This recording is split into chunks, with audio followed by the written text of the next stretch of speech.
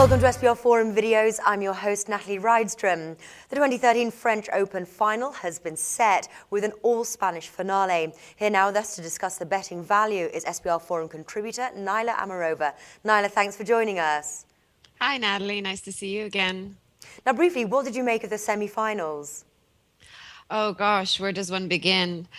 Briefly, I guess Nadal Djokovic was an epic. It was probably one of the best clay court semi-finals. It almost felt like a final, but it was a semi-final, which is a bit of a shame. But it was epic. There no words can describe. I think how great both of them played, and it's really sad to say that there had to be a loser at the end of the day. But great job for Nadal to actually come back in the fifth set and win it in such amazing style.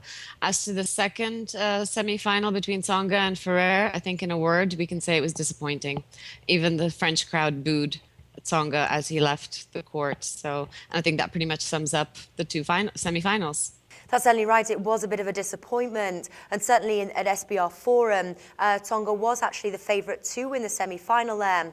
Rafael Nadal, he clawed his way to a hard-earned historic 5-set victory against Novak Djokovic, setting up this all-Spaniard finale against two very close friends. We're talking obviously about David Ferrer, who gamely dismissed Tsonga in the 3 sets. Nadal is 7.5 to 1 favourite over Ferrer. Now, where is the value on the money line here?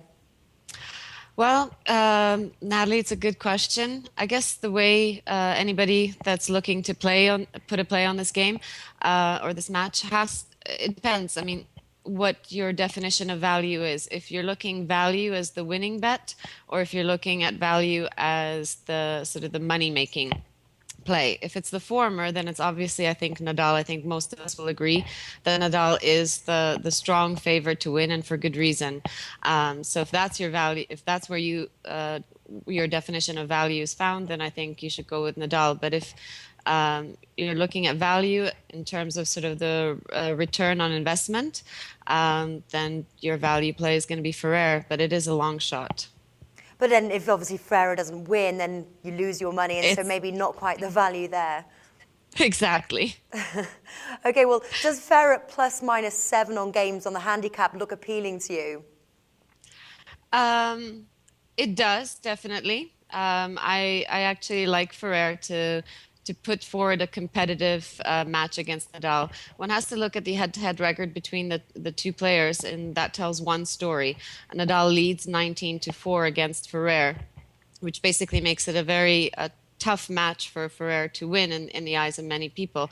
And especially when you break that head-to-head record down, you find that Ferrer is 1-17 against Nadal on clay, which includes an 8-match losing streak as well on clay. However, in the last 2 clay court matches that Ferrer played against Nadal, he really made some inroads into the Nadal clay court game. He did win a set off Nadal, and he played a very competitive 3-set match altogether, even though he lost. If you tally up the score for how many games the difference is there, the handicap that we have set really does apply, and I think Ferrer can keep this match very close. I don't see him winning it. That's my personal opinion, but I think he can definitely take a set off Nadal, and I think he can keep the match close. So I would go under 7 in this particular case. Okay, and what are your thoughts as to the over or under 35 total games? That's a good one. Given that in the 2 matches that I just mentioned before, the Rome and Madrid, and the fact that in those the total tally of games was around 25 plus, one of them I think even reached 30, I think in the best of 5 set scenario, we can definitely see over 35. Okay. Now, I know you've been up since 4 a.m. this morning, catching both of the games. Has it been worth it? Oh, it was extremely worth it. I don't regret it, especially the Nadal Djokovic match. I mean, it was a historic match, and you just can't PVR something like that. You have to watch it live. So definitely worth it. Yeah, certainly was, Naila. Naila, thanks for joining us. Thanks so much for having me.